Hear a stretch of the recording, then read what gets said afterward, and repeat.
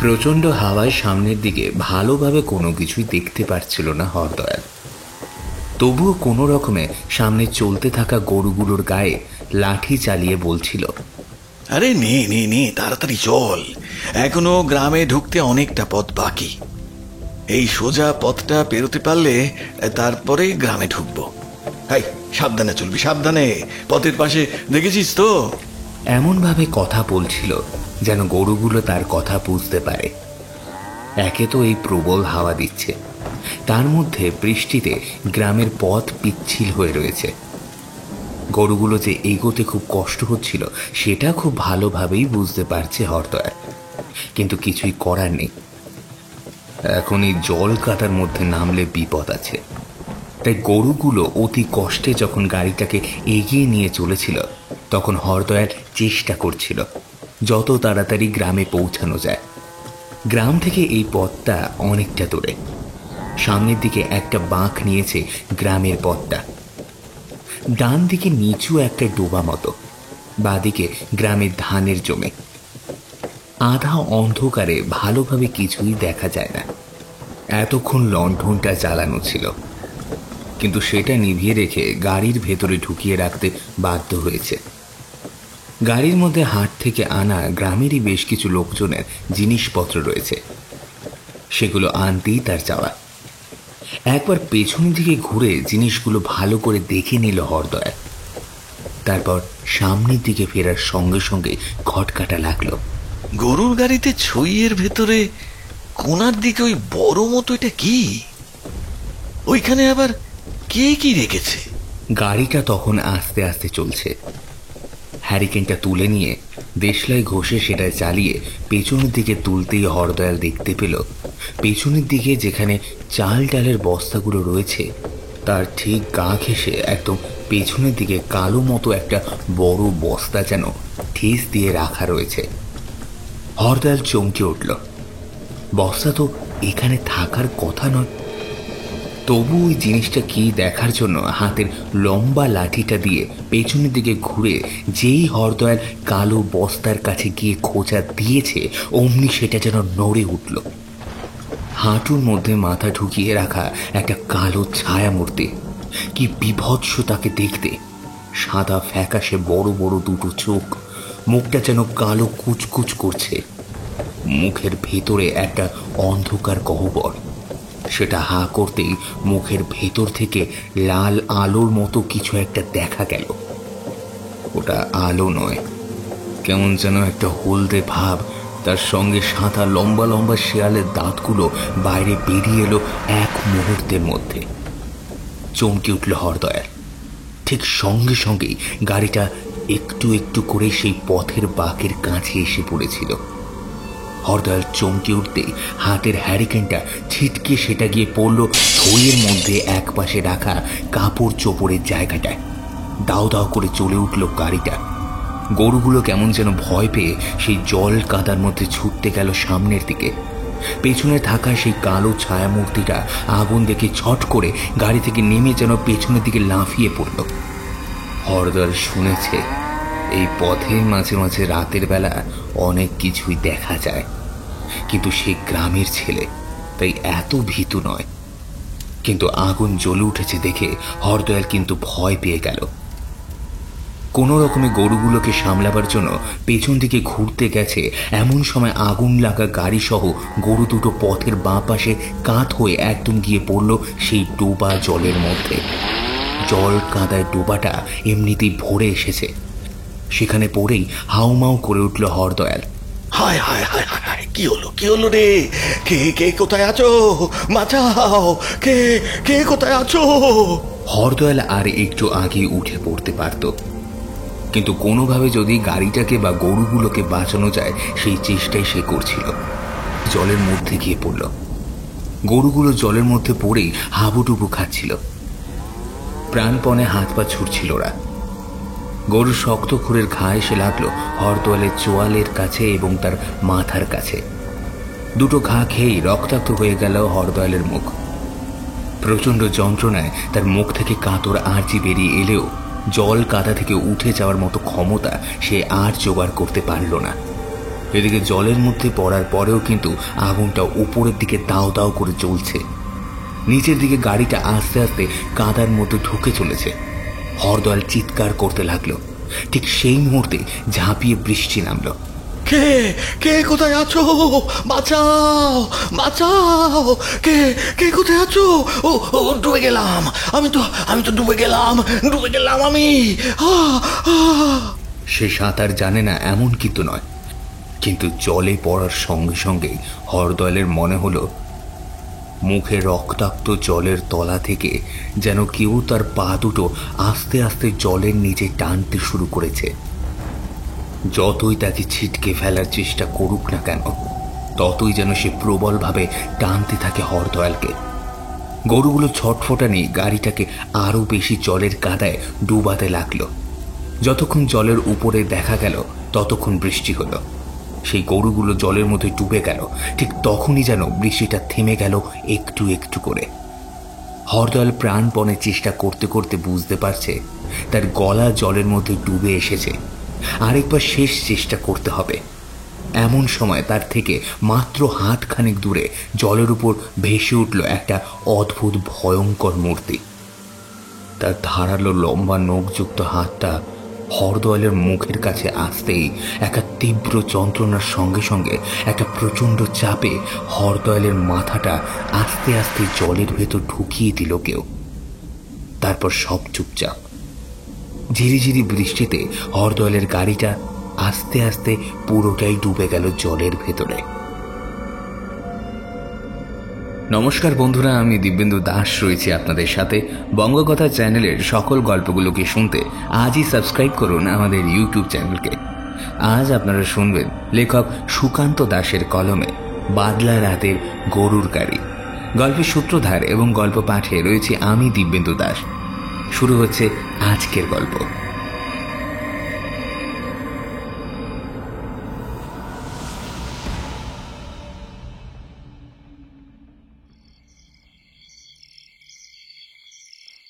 তোর সব কিছুতেই এমন বাড়াবাড়ি কিন্তু আমার ভালো লাগে না। আগেই তোকে বলেছি, তোর সঙ্গে কতবার এমনভাবে পথে বেরিয়ে যে বিপদে পড়েছি তার কিন্তু ঠিক নেই। আরে তুইও তো চিন্তা করছিস কেন? আচ্ছা, তুই ভয় পাচ্ছিস নাকি? দেখ ভাই, গ্রামে আমার শ্বশুর বাড়ি, আর সেখানে আসবো বলে আজ আমি কথা দিয়েছিলাম। কথা যখন দিয়েছি সেই কথার খেলাপ তো আর করা যাবে না। না হয় বিকেলের বদলে রাত দুপুরে গিয়ে পৌঁছাবো, তাতে আর সমস্যা কোথায়? তবে তুই যদি ভয় পাস তাহলে তোকে একটা গল্প বলতে পারি। রক্ষা কর। ট্রেন প্রায় 4 ঘন্টা দেরি করে এলো। তারপর স্টেশন থেকে এতটা পর্যন্ত হাঁটা পথে এসেছি, এখনো অনেকটা পথ বাকি আছে। এরপরে তোর গাঁজাখুরি গল্প শুনতে আমি রাজি না। না না, গাঁজাখুরি গল্প নয় রে। যে গ্রামে আমরা যাচ্ছি, মানে আমার শ্বশুর বাড়িতে, সেই গ্রামের লোকেরা বলে তাদের গ্রামের আশেপাশে নাকি অনেক কিছু আছে। মানে তুই যাতে ভয় পাস তারা। বিমল একটু ভীত, সে কথা মিথ্যে নয়। তাছাড়া এই আঁধারের রাতে গ্রামের পথ ধরে দুজনে মিলে পথ চলতে চলতে গাটা ছমছম করে উঠবে না এমন সাহসী পুরুষ খুব কমই দেখা যায়। আকাশে চাঁদের আলো রয়েছে, কিন্তু স্টেশনে নামার সঙ্গে সঙ্গে এক পশলা বৃষ্টি হয়ে গেছে। তাতে গ্রামের পথটা কর্দমাক্ত হয়ে রয়েছে। সেই কারণেই ওদের একটু সামলে সামলে চলতে হচ্ছিল। শ্বশুর বাড়িতে আসছে বলে অনন্ত ব্যাগে করে সবজি আর একটা মাছ নিয়ে এসেছে, কিন্তু এখন অনেকটা রাত হয়ে গেছে। যদিও গ্রামের দিকে সন্ধ্যের পরেই রাত নেমে আসে, তবে এখন প্রায় 10টার বেশি বাজে। স্টেশনের কাছের ঘড়িতেই শেষবার সময়টা দেখেছিল তখন 9টা বাজে। বিমলের মনটা উসখুস করছিল। সে একবার বলেছিল স্টেশনের কাছে কাটিয়ে কাল সকালে যাওয়া যাক। স্টেশন মাস্টারও বলেছিল এখান থেকে হাঁটা পথে পৌঁছাতে বেশ 1.5 ঘন্টার মতো সময় লাগবে। তোর বুদ্ধি সত্যি! 1.5 ঘন্টা পথে হেঁটে আমরা তোর শ্বশুর বাড়িতে যাব এই রাত দুপুরে? কাল সকালে এলে কি হতো? করে থাক, কথা বলিস না।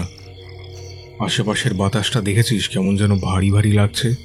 একটু আগে বৃষ্টি হয়েছে, বাতাস ঠান্ডা হয়ে আছে ঠিকই, কিন্তু কোথাও একটু হাওয়া নেই। অনন্তর কথায় বিমল ব্যাপারটা লক্ষ্য করল। সত্যি তো, একটু আগে ওই পথের বাঁকের কাছে আসার আগে পর্যন্ত তো বেশ হাওয়া দিচ্ছিল। এখানে আসার পরেই যেন হাওয়াটা কমে গেছে। অনন্ত অন্ধকারের মধ্যেই একবার টর্চ জ্বালল, তারপর পথের এদিক ওদিক ভালো করে দেখে নিয়ে বলল, এখনো বেশ খানিকটা হেঁটে যেতে হবে। আর একটু হেঁটে গেলে তারপর আমাদের ওই গ্রামে যাওয়ার রাস্তাটা পড়বে। ওই রাস্তাটা ধরে বেশ খানিকক্ষণ হেঁটে গেলে তারপর গ্রামে ঢুকতে পারবো। আরে টর্চটা নিচে ফেললি কেন? টর্চ সামনে ফেল, ভালো করে পথ দেখে যেতে হবে, না হলে যা কাদা। রাস্তার দিকে দেখার জন্যই অনন্ত টর্চটা সামনের দিকে আরেকবার জ্বালিয়েছিল, কিন্তু সঙ্গে সঙ্গে গ্রামের পথে জল কাদার মধ্যে একটা অদ্ভুত জিনিস দেখে ওরা দুজনেই যেমন থমকে দাঁড়িয়ে পড়ল। ওটা কি? কুকুর? কিন্তু কুকুর কি এত বড় হয়? বেশ খানিকটা দূরে আলো গায়ে পড়তেই সেই জিনিসটা এক লাফ দিয়ে উঠে গেল, তারপর একপাশে গ্রামের জমির দিকে নেমে পড়ল। টর্চের আলো সেই দিকে ফেলে জিনিসটাকে আবার দেখার মতো মনের অবস্থা কারোরই ছিল না। কুকুরের চেয়ে বড়, অনেকটা মানুষের মতো জিনিস। ওরা কোনো রকমে টর্চের আলো সামনের দিকে ফেলে আরো খানিকটা এগিয়ে আসতেই বিমলের চোখে পড়ল, আরে এটা তো একটা পাখি বলে মনে হচ্ছে। গলাটা ছেঁড়া, রক্তে ভেসে যাচ্ছে চারপাশটা। মনে হচ্ছে কেউ পাখিটাকে ছিঁড়ে ছিঁড়ে খাচ্ছিল। বেশি এদিক ওদিক তাকাস না। গোসাইপুরের পথে ঘাটে অন্ধকারে অনেক গল্প আছে। চুপচাপ চল, আরো খানিকটা এগোতে পারলেই তো গ্রামে চলে যাব। আর তাকাস না, চল চল চল।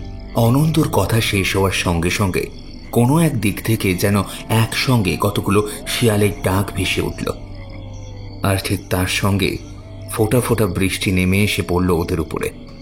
ভয় ঠিক নয়, কিন্তু অদ্ভুত বিষয়ে ওরা দুজনে কেমন যেন হতবুদ্ধির মতো হাঁটছিল। টর্চটা গ্রামের পথের উপর পড়ছে, এমন সময় পিছন দিক থেকে একটা গরুর গাড়ির শব্দ শুনতে পেয়ে ওরা দুজনেই মুখ তুলে পেছনের দিকে তাকালো।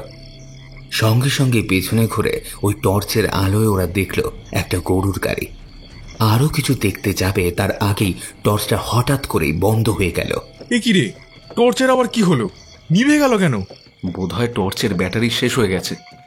তোকে তো আগেই বলেছিলাম টর্চটাকে ভালো করে দেখে শুনে রাখ, কিন্তু ওটা একটা গরুর গাড়ি বলে মনে হচ্ছে। ও ভাই, ও ভাই, কোথায় চলেছ? গরুর গাড়িটা ওদের কাছে এসে দাঁড়িয়ে পড়ল। প্রথমে কোনো সাড়া নেই। একটা লণ্ঠন জ্বলছে গরুর গাড়ির সামনের দিকে। সেই লণ্ঠনটা তুলে ধরল একজন, মাথায় গামছা বাঁধা, খালি গা, পরনে ধুতির মতো কিছু একটা জড়ানো, কেমন যেন নোংরা হয়ে গেছে। গরু দুটো মাথা নামিয়ে মাটির ভিতরে কি যেন শুকছে। লোকটা ওদের দিকে ভালো করে দেখল, তারপর বলল, পথের মাঝখানে রাতের বেলা এমনভাবে দাঁড়িয়ে আছেন কেন? জানেন না গ্রামের বাইরের পথ ধরে রাতের বেলা যেতে নেই? আসলে আমরা গোসাইপুরে যাচ্ছি, ওই অনন্তর শ্বশুর বাড়িতে। সমস্যা হলো ট্রেনটা দেরি করার জন্য আমাদেরও দেরি হয়ে গেছে। সবই ঠিক ছিল, কিন্তু বলছি তুমিও কি ওইদিকে যাচ্ছ? একটু যদি আমাকে নামিয়ে দাও, মানে এমন জল কাদার মধ্যে এতটা পথ হেঁটে যেতে যেতে। তাছাড়া দেখো, এমনি এমনি যাব না, তার জন্য তোমায় টাকা দেব। তুমি আমাদের মুখুজ্জেদের বাড়ি পর্যন্ত পৌঁছে দাও, তোমার যা পাও না আমি তা বুঝিয়ে দেব। অনন্তর কথার মধ্যে একটা ভারী দম্ভের ভাব হঠাৎ করে লক্ষ্য করল যেন লোকটা। তারপর একবার অদ্ভুতভাবে হেসে বলল, টাকা দেবেন? তা দেবেন না হয়, ওদের বাড়িতে যাবেন তাই না? আচ্ছা আচ্ছা, বেশ, উঠে আসুন, কিন্তু একটু সাবধানে গাড়িতে উঠবেন। হ্যাঁ, ভালো কথা, গাড়ির পেছনে দেখবেন একটা পর্দা ফেলা আছে, ওইটা ফেলে দেবেন। আর খবরদার, আমি না ডাকা পর্যন্ত গাড়ির পর্দা কিন্তু খুলবেন না।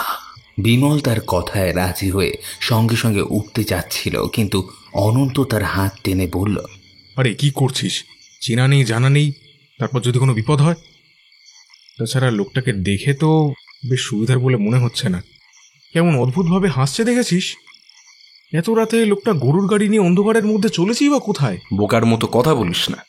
এমনিতে এই লোকটা উপযাচক হয়ে আমাদের সাহায্য করছে, তারপর তুই টাকার কথা বলতে লোকটার মুখটা কেমন হয়ে গেছিল। ওরে, টাকা দিয়ে সবসময় সবকিছু কিনে নেওয়ার চেষ্টা করাটা ভালো না। লোকটার চোখ দুটো দেখেছিস? কিরকম অদ্ভুতভাবে আমাদের দিকে দেখছে। আমার কিন্তু ব্যাপারটা সুবিধের বলে মনে হচ্ছে না। এতক্ষণ ধরে তুই আমায় বলছিলি আমি নাকি ভয় পাচ্ছি? এখন কে ভয় পাচ্ছে বলতো? এখানে দাঁড়িয়ে কথা না বলে ওঠ জলদি। আপনাদের গাড়িতে উঠতে হলে উঠুন, যদি না যেতে হয় তাহলে আমায় ছেড়ে দিন। আমাকে বাড়ি ফিরতে হবে। আকাশের অবস্থাও ভালো নয়, জোরে বৃষ্টি নামবে মনে হচ্ছে। লোকটার কথা শেষ হওয়ার সঙ্গে সঙ্গে একবার বিদ্যুৎ চমকে উঠল। অনন্ত জোর করে গাড়িতে উঠল। তার মনটা কেমন করতে লাগলো। তারপরে গরুর গাড়িটা দুলকি চালে চলছে। বাইরে থেকে সেই পর্দাটা ফেলে দিয়েছে বিমল। এখান থেকে সামনের দিকটা দেখা যায়। সামনের দিকে লোকটা একভাবে বসে গাড়ি চালাচ্ছে। গাড়ি নিয়ে তার সঙ্গে বাইরে থেকে ভেসে আসা ঠান্ডা একটা বাতাস যেন ওদের গোটা শরীরের ক্লান্তিটাকে একটু একটু করে ঝিমিয়ে দেয়। অনন্ত লাগা খটকাটা একটু একটু করে কমছিল, কিন্তু বিমল গাড়ির ছইতে হেলান দিয়ে চোখ বন্ধ করে চেষ্টা করছিল। তখন একবার বলল, কতক্ষণ লাগবে বাড়িতে পৌঁছাতে? পথ ভালো থাকলে 10 মিনিট লাগবে, কিন্তু পথ ভালো নয়। গাড়ি চলছে আস্তে আস্তে, তাই মিনিট 20 লেগে যাবে। আপনারা চুপ করে বিশ্রাম করুন, আমি ঠিক জায়গায় পৌঁছে দেব। তুই কি বলবি বলছিলি না? গোসাইপুরের গ্রামের গল্প টল্প আছে। গোসাইপুর গ্রামের অনেক গল্প আছে বাবুরা। আমি এখানকার মানুষ, সব কথা আমি জানি। গোসাইপুরের গ্রামের একদম শেষের দিকে একটা পুরনো বটগাছ রয়েছে। অনেকে বলে সেই বটগাছটা নাকি ফাঁসি গাছ। সেই বটগাছে একবার একজন ফাঁস লাগিয়ে নাকি আত্মহত্যা করেছিল। তারপরে শুনেছি ওই বটগাছের দিক দিয়ে গিয়ে অনেকে নাকি অনেক কিছু দেখেছে। সে ব্যাপারে তুমি কিছু বলতে পারবে? লোকটা হাসল। তারপরে একবার পেছনের দিকে মুখ তুলে তাকিয়ে দেখল। আর অনন্তর মনে হলো তার চোখ দুটো ভীষণ উজ্জ্বল। এই আধারের মধ্যেও যেন ধক ধক করে জ্বলছে। ওই ফাঁসি গাছের কথা কে না জানে বাবুরা। এ ফাঁসি গাছের কথা ছোট থেকে শুনে আসছি। একবার আমাদের গ্রামের একজন অতিরিক্ত সাহস করে রাতের বেলা সেখানে গিয়ে খুব ভয় পেয়েছিল। না, একজন নয়, দুজন ছিল। সে কথাই বলি। গরুর গাড়ির উপরে উঠে বিমলের কিন্তু ভয়টা কমেছিল। একই সেই গ্রামের লোক, তার উপরে একদম বাড়ির সামনে পৌঁছে দেবে, তাই আর কোনো চিন্তা নেই। বাইরে টিপ টিপ করে বৃষ্টি নেমেছিল। অনন্ত তাকিয়েছিল সামনের দিকে। বিমল চোখ বুজে হরদয়ালের কথা শুনছিল। আজ থেকে প্রায় অনেক বছর আগের কথা। একবার গ্রামের দুজন ছেলে, না তাদের নাম আমি বলছি না, একদিন রাতের বেলায় ঠিক করলো ওই ফাঁসি গাছের কাছে যাবে। আসলে দেখবে অন্ধকারে ফাঁসি গাছের কাছে গেলে কি হয়। তাদের মধ্যে একজন ছিল সাহসী আর একজন ছিল বড়ই ভীতু। যে ভীতু ছিল সে প্রথমে যেতে চায়নি, কিন্তু যে সাহসী ছিল তার কথাতেই সে এক সময় বাধ্য হয়ে রাতের বেলা গিয়েছিল। দুজনে মিলে রাতের বেলা হাঁটতে হাঁটতে সেই ফাঁসি গাছের কাছাকাছি অন্ধকারের মধ্যে গিয়ে পৌঁছয়। সেদিন ছিল গভীর অন্ধকার, তার সঙ্গে আকাশ ভেঙে যেন বৃষ্টি পড়ছিল।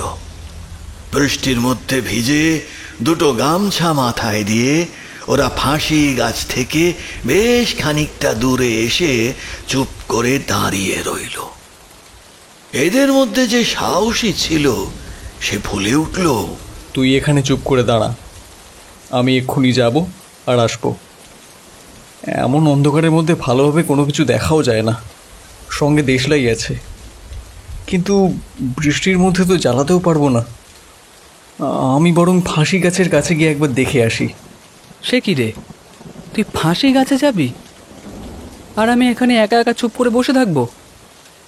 আমার তো ভয় করবে। আরে ধুর বোকা, তোর ভয় করবে কেন? ফাঁসি গাছে যাব তো আমি, তুই তো থাকবি এখানে, তাহলে আবার ভয় কিসের? চুপ করে দাঁড়া এখানে। এরপরে সে যে সাহসী, সে চলে যায় ফাঁসি গাছের দিকে। একটু পরে অন্ধকারের মধ্যে, বৃষ্টিতে আর ভালোভাবে কোনো কিছু দেখা যায় না, ভীতু ছেলেটা চুপ করে বসে থাকে গাছের তলায়। কিন্তু অনেকক্ষণ কেটে যাওয়ার পরেও যখন আগের ছেলেটি ফিরে আসে না, তখন সে কেমন ভয় পায়। আর ভয় পেয়ে একবার এদিক ওদিক তাকিয়ে বলে, কোথায় গেলি রে, কোথায় গেলি? আরে আমার ভয় করছে, আমি কিন্তু এবার বাড়ি চলে যাব। কথাটা বলার সঙ্গে সঙ্গে খুব কাছ থেকে কে একজন যেন তার কথায় শব্দ করে ওঠে। মুখে কোনো কথা না বলে শব্দ করায় ছেলেটি মনে করে যে ওই সাহসী ছেলেটি বোধহয় চলে এসেছে তার কাছে। বলে, তুই যখন চলে এসেছিস আমায় সে কথা বললি না কেন? আমি এখানে বসে বসে শুধু শুধু ভয় পাচ্ছি। এই ফাঁসি গাছে গিয়ে কি দেখলি? ছেলেটা তখনও কথা বলে না, মুখে সেই আগের মতো শব্দ করে। অন্ধকারে ভালোভাবে কিছু দেখা যায় না।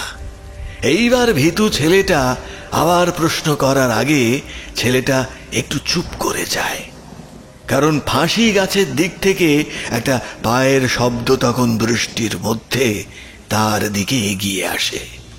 বৃষ্টি একটু কমে গেছিল, আস্তে আস্তে হাওয়া দিচ্ছিল। ফাঁসি গাছের আশেপাশের এলাকাটা ফাঁকা, ঘাস পাতা জমে শুকনো হয়ে সেখানে জড়ো হয়ে থাকে। তার মধ্যে থেকে হেঁটে আসার সময় পাতার উপরে খসখস শব্দ হয়। এইবার সেই খসখস শব্দ যতই সামনে থেকে চারিদিকে এগিয়ে আসে, ততই ভীতু ছেলেটা আস্তে আস্তে সরে যায় গাছের পেছনের দিকে। কাঁপা কাঁপা গলায় বলে, ওই দেখ, ফাঁসি গাছের দিক থেকে কি যেন এদিকে আসছে।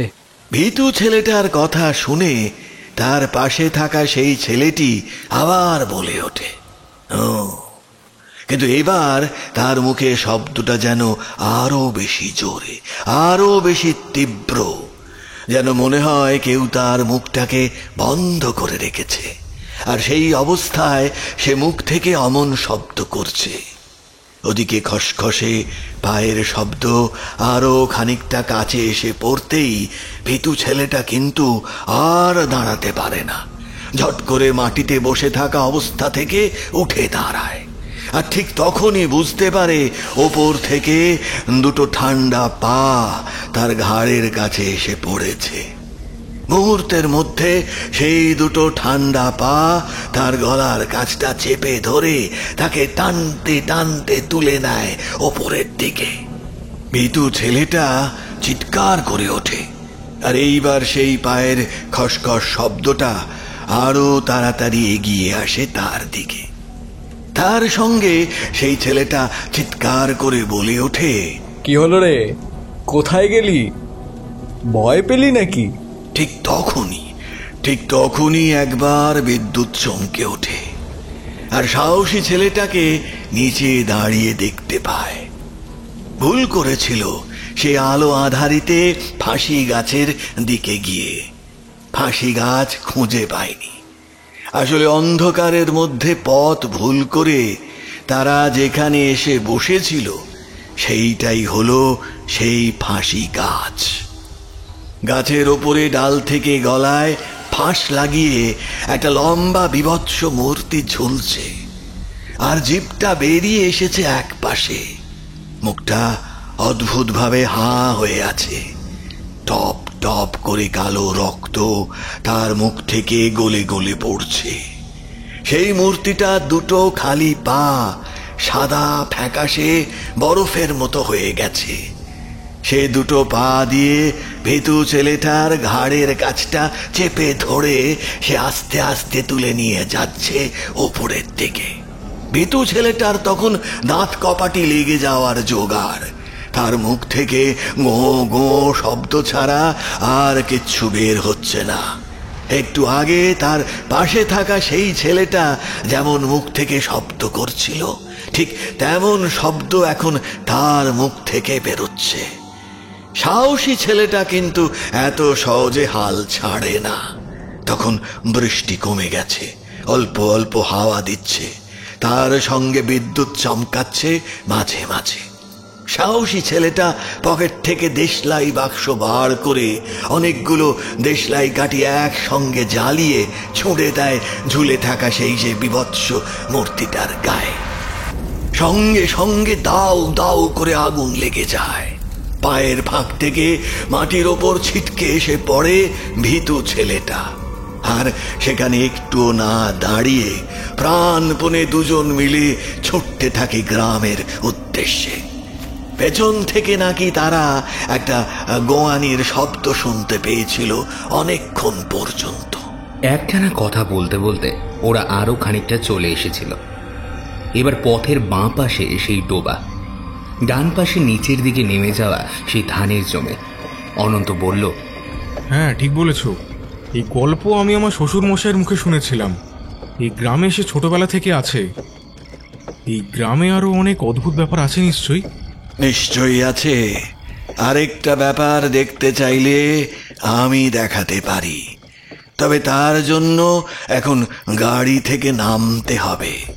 অনন্তর আত্মবিশ্বাস ফিরে এসেছিল। সে কম ভয় পাচ্ছিল।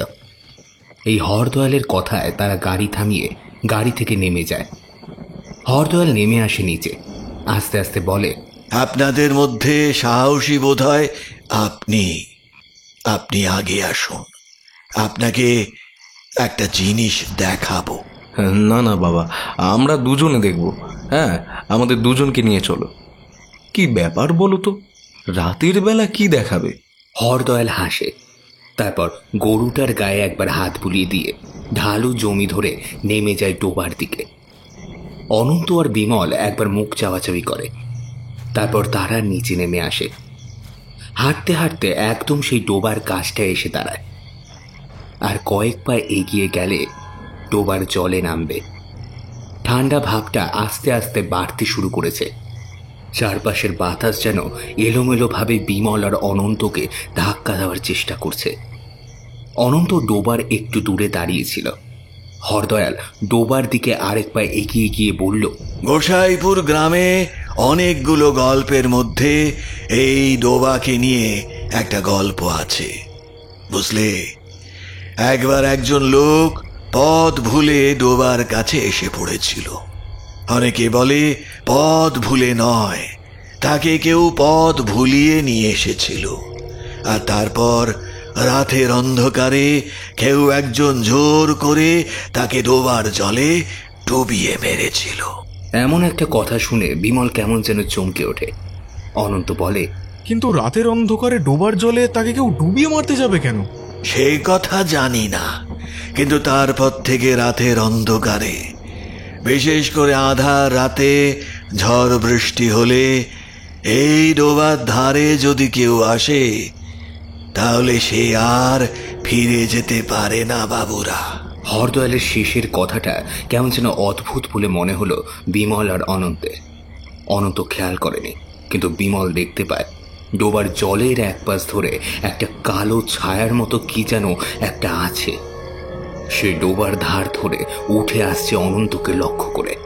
বিমল চিৎকার করে কিছু একটা বলতে যাবে, ঠিক তার আগেই অদ্ভুতভাবে হেসে ওঠে সেটা। আর একটা প্রচণ্ড শব্দ শুনে ওরা পেছনের দিকে তাকিয়ে দেখতে পায় হরদয়ালের গরুর গাড়িটা যেন সেই ঢালু জমি ধরে অদ্ভুতভাবে ছুটে আসছে। কিন্তু ওটা কি? গরুর গাড়িটা আগুনে যেন দাউ দাউ করে জ্বলছে। বিমল চমকে উঠে বলল, এ কি, তোমার গাড়িতে আগুন লাগলো কি করে, আর লাগলোই বা কখন? হরদয়াল অদ্ভুতভাবে হাসে। ডোবার ধারে পেছন ঘুরে ওদের দিকে তাকিয়ে দুটো হাত দুপাশে তুলতেই ওদের মনে হয় হরদয়ালকে যেন একটু বড় বলে মনে হচ্ছে। তার শরীরটা যেন আস্তে আস্তে বড় হয়ে যাচ্ছে। কখন আর লাগবে বাবু? আজ থেকে 5 বছর আগে আগুন লেগেছিল, সেই আগুন এখনো নেভাতে পারেনি। গাড়ি জলের মধ্যে ডুবে আছে। আমি ডুবেছি, গরুগুলো ডুবেছে, কিন্তু আবার মাঝে মাঝে ওই গাড়িতে আগুন লেগে যায়। তখন গাড়ির সঙ্গে ডোবাতে হয় আর একজন জ্যান্ত মানুষকে। কথাটা শেষ করে হরদয়াল খলখল করে হেসে উঠল। তার হাসির শব্দটা চারপাশে ছড়িয়ে পড়তেই অনন্ত পেছনের দিকে ঘুরতে যাবে, ঠিক তখনই গাড়িটা হুড় হুড় করে এসে পড়ল অনন্তর গায়ে। আর বিমল দেখতে পেল সেই কালো ছায়াটা ডোবার কাছ থেকে উঠে এসে যেন তাকে ধরার চেষ্টা করছে। বিমল চিৎকার করে উঠল, অনন্তকে একটা ধাক্কা দিয়ে সেখান থেকে সরিয়ে মাটির উপরে ফেলল। গরুর গাড়িটা আগুন জ্বলা অবস্থা নিয়ে হুড়মুড় করে ডোবার ভেতরে গিয়ে পড়তে এক প্রচণ্ড শব্দে সঙ্গে সঙ্গে বিদ্যুৎ চমকে উঠল। তাড়াতাড়ি চল, এক্ষুনি আমাদের এখান থেকে পালাতে হবে। বিমলের হাতের ধাক্কায় অনন্ত মাটিতে পড়ে গিয়েছিল। এবার কোনো রকমে উঠে দুজনে মিলে পালাতে লাগলো উপরের দিকে উঠে তারপর গ্রামের দিকে ছুটতে হবে। এইখানে চিৎকার করে মরে গেলেও কেউ ওদের সাহায্য করতে আসবে না। পেছনে হরদয়াল হাসতে হাসতে এগোতে লাগলো এক পা করে। সেই কালো ছায়াটাও যেন এলো দলের সঙ্গ নিয়ে। ছুটতে ছুটতে একবার পেছনের দিকে তাকিয়ে দেখল বিমল আর অনন্ত। একটা নয়, হরদয়ালের পেছনে এখন অনেকগুলো কালো কালো ছায়া রয়েছে। কম করে 4-5টা তো হবেই।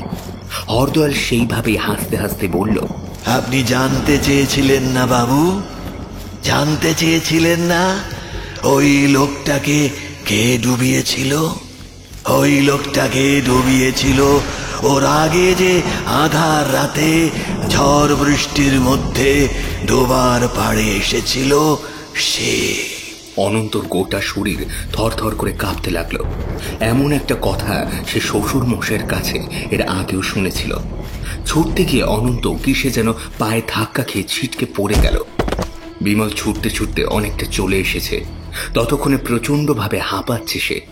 সেখান থেকেই অনন্ত চিৎকার করে উঠল, বিমল দাঁড়াস না, পালা পালা পালা পালা, এখান থেকে পালা। তোকে ছেড়ে আমি যাব না, তুই উঠে আয় অনন্ত। কিন্তু অনন্তর পেছনে ততক্ষণে হরদয়াল এবং তার সঙ্গে থাকা সেই কালো ছায়াগুলো এসে পৌঁছেছে। তার সঙ্গে আরেকটা অদ্ভুত ব্যাপার দেখতে পেল বিমল। সেই গরুর গাড়িটা আবার উঠে এসেছে। আরেকটা আশ্চর্য ব্যাপার দেখে বিমলের গোটা শরীর যেন পাথরের মতো হয়ে গেল। গরুর গাড়ির পেছনের দিকটায় গরুগুলো যেন খানিকটা বড় হয়ে উঠেছে।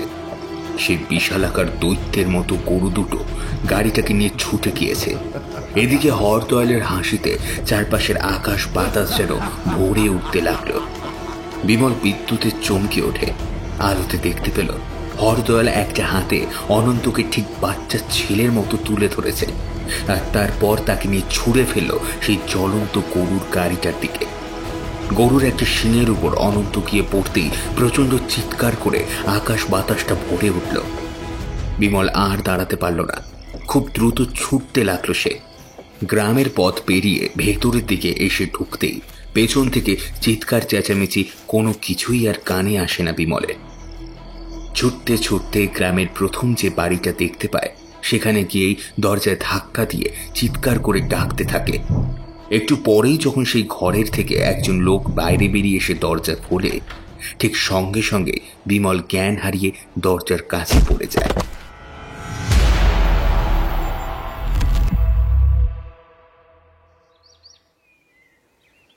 পরদিন সকালে যখন জ্ঞান ফিরে আসে তখন বিমল শুয়ে রয়েছে মুখুজ্জে মশাইয়ের বাড়িতে।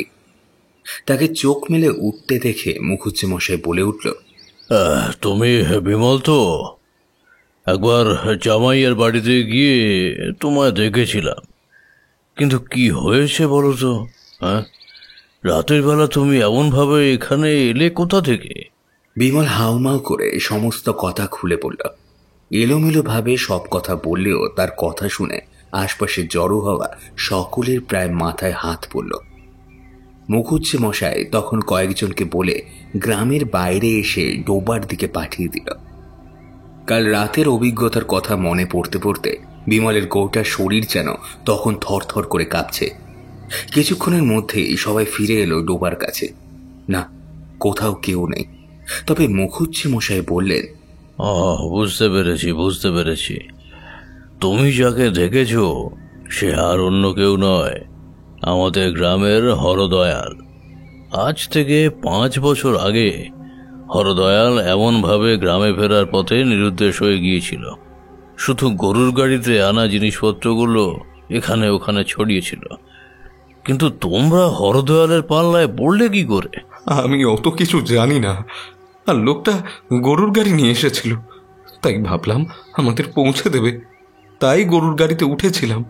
কিন্তু অনন্তকে নিয়ে আমি পালাচ্ছিলাম, তারপর অনন্ত কিছু একটাতে পায়ে ঠোক্কর খেয়ে পড়ে যায়, না হলে অনন্তকে নিয়ে ঠিক চলে আসতে পারতাম।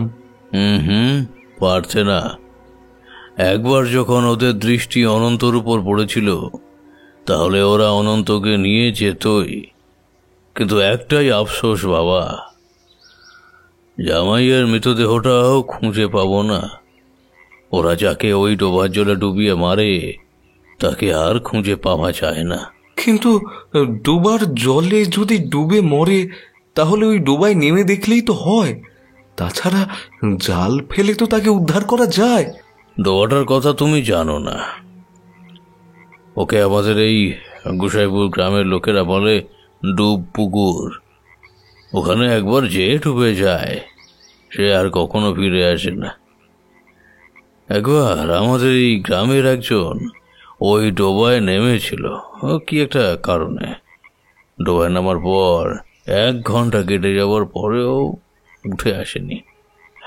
তাকে তোলার জন্য আর একজন নামলে সেও উঠে আসে না। তারপর থেকে ওই ডোবায় নামা তো দূরের কথা, ডোবার জলের কাছে কেউ যেতে পর্যন্ত ভয় পায়। বিমলের মনে পড়ে গেল সেই হরদয়ালের বলা কথাটা।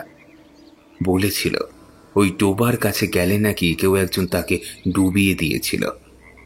সে কথা বলতেই মুখুজ্জি মশাই বলতে লাগলো, ও গল্পটা আমাদের গ্রামের সকলেই জানে। একবার নাকি অন্য এক গ্রাম থেকে একজন আমাদের এই গ্রামে এসেছিল। তখন ওই ডোবার দুর্নাম হয়নি।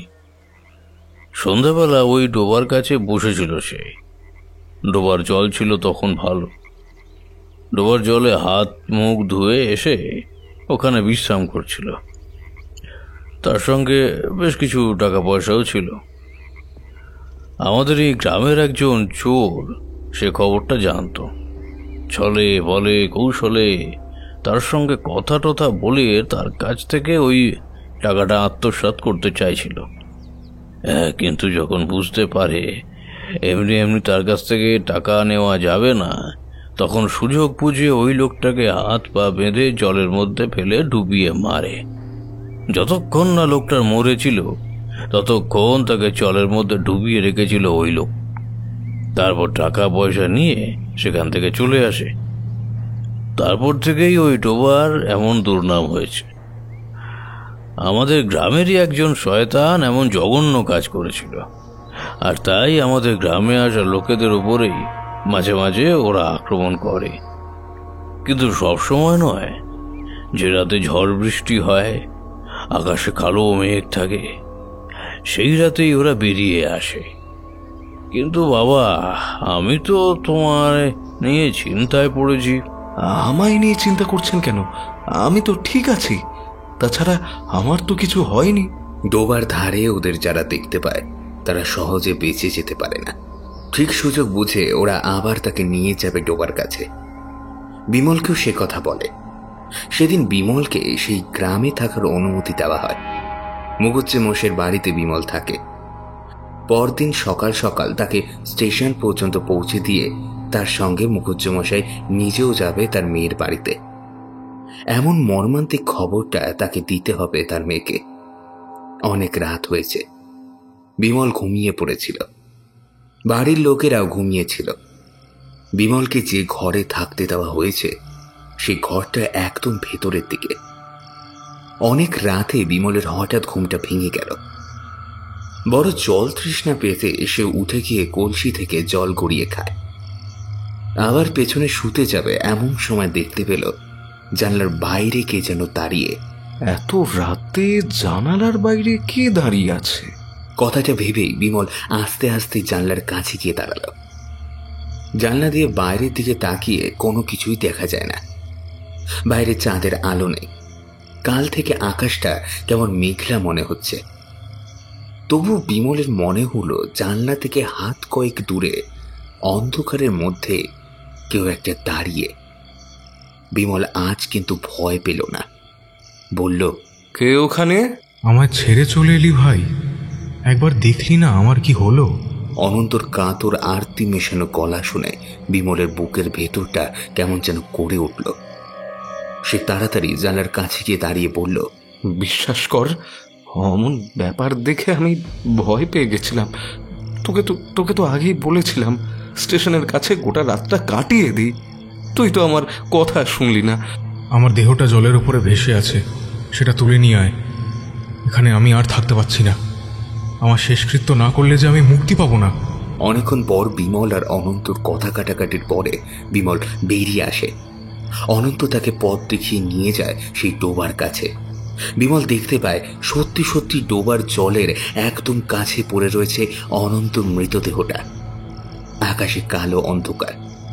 আসার সময় একটা টর্চ হাতে করে নিয়ে এসেছে সে। সেই টর্চের আলো অনন্তের মুখের দিকে ফেলতেই দেখে অনন্তের পেটের কাছে একটা বড় গর্ত। বোধহয় সেই গরুর শিংয়ের জন্য। আর একটু এগিয়ে গিয়ে টর্চের আলোটা অনন্তর মুখের উপর ফেলে। সেটা বন্ধ করে তাকে তুলতে যাবে এমন সময় বিমলের কানের কাছে ফিসফিস করে চেনা গলায় অনন্ত বলল, বড় ভুল করেছিস ভাই। তোকে বলেছিলাম এখানে আসবি না। তোকে তো ওরাও বলেছিল, একবার যার উপর ওদের নজর পড়ে তাকে ওরা ছাড়ে না। চমকে উঠে বিমল পিছনের দিকে তাকালো। হাত থেকে টর্চটা ছিটকে গেল। ছিটকে গিয়ে পড়ল ডোবার জলে।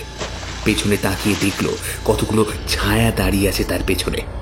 তারা এক পা করে এগিয়ে আসে মুহূর্তের মধ্যে। বিমলের সমস্ত ঘোর কেটে গেছে। সে বুঝতে পারল কত বড় ভুল করে ফেলেছে সে। দুটো হাত জোর করে কাঁদতে কাঁদতে বিমল বলল, আমায় ছেড়ে দে অনন্ত। আমি তো কিছু করিনি। আমায় ছেড়ে দে। আমিও তো কিছুই করিনি, কিন্তু আমাকেও তো মরতে হয়েছে। এবার তোকেও মরতে হবে। তুই জানতে চেয়েছিলি না এইখানে আমায় কে ডুবিয়ে মেরেছিল? এইখানে আমায় সেই ডুবিয়ে মেরেছিল যেখানে আমার আগে মরেছে। কথাটা বলার সঙ্গে সঙ্গে অনন্তর শক্ত হাত চেপে ধরে বিমলের গলা।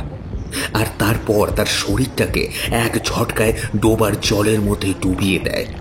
অনন্ত বুঝতে পারে তার মাথা থেকে প্রায় বুকের কাছ পর্যন্ত ডুবে গেছে জলের ভেতরে। মাথার প্রায় অর্ধেকটা ঢুকেছে ডোবার নিচে। বিমল প্রাণপণের চেষ্টা করে, নিজেকে ছাড়াতে চায়, কিন্তু শরীরটা তখন ধনুকের মতো বেঁকে গেছে খানিকটা। কিন্তু আর পারে না। জল কাদা নাক মুখ চোখের মধ্যে একটু একটু করে ঢুকতে শুরু করতেই বিমলের নিঃশ্বাস বন্ধ হয়ে আসছে। আর তারপর একসময় নিঃশ্বাস বেরিয়ে যায় জলের মাঝে।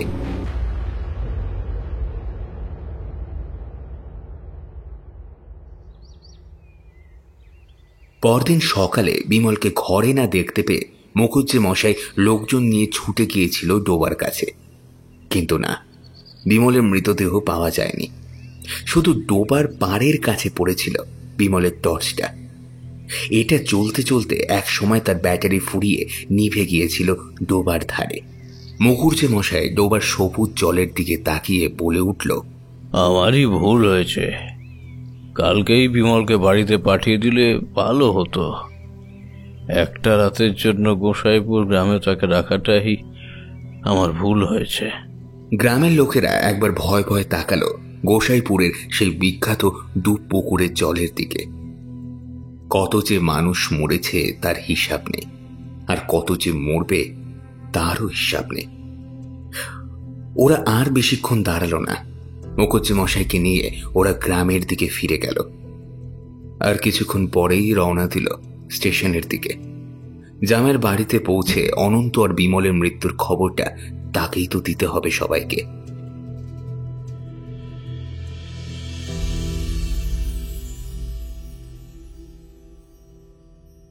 শুনছিলেন লেখক সুকান্ত দাশের কলমে গ্রাম বাংলার একটি ভয়ের গল্প, বাদলা রাতে গরুর গাড়ি। গল্প পাঠিয়েছিলাম আমি, দিব্যেন্দু দাস। অন্যান্য চরিত্রে ছিল রাজ, সৌরভ, অভিক, দীপ্তদেব, শুভঙ্কর এবং পার্থ অরণ্যদেব। গল্পের শব্দ সংযোজনে ছিল সুদেশনা, আবহতে ছিল ফিনিক্স, পোস্টার ডিজাইনে চিত্রায়ন। কেমন লাগলো আপনাদের আজকের এই গল্প জানাবেন কিন্তু আমাদের ইউটিউব কমেন্ট সেকশনে। আর আপনারা আমাদের চ্যানেলে নতুন হয়ে থাকলে চ্যানেলটি প্লিজ সাবস্ক্রাইব করে বেল আইকনটা ক্লিক করে দেবেন। আমাদের চ্যানেলের সকল গল্প আপনারা তাহলেই শুনতে পাবেন। দেখা হচ্ছে অন্য কোনো গল্পে। ভালো থাকবেন, সুস্থ থাকবেন আর সঙ্গে রাখবেন বঙ্গকথা।